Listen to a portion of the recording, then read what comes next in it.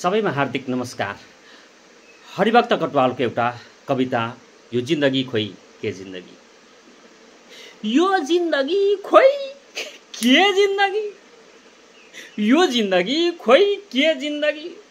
भित्रै खोक्रिएर बाहिर बाँचेको, एटमका त्रासले चुसेको, समस्याका भूतले सताएको जिन्दगी खोइ के जिन्दगी।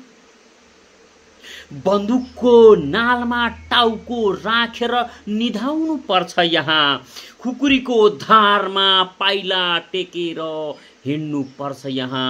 आँखा चिम्लिन पनि जगजगी, आँखा उघार्न पनि जगजगी।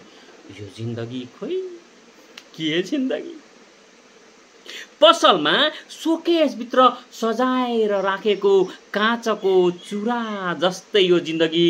कुनै युवतीका हातमा चढ्दा चढ्दै प्याट फुट्न सक्छ यो जिन्दगी। रबरका सस्ता चप्पल जस्तै यो जिन्दगी। हिँड्दा हिँड्दै बाटोमा च्याट टुट्न सक्छ यो जिन्दगी। यो जिन्दगी खोइ के जिन्दगी, यो जिन्दगी खोइ के जिन्दगी।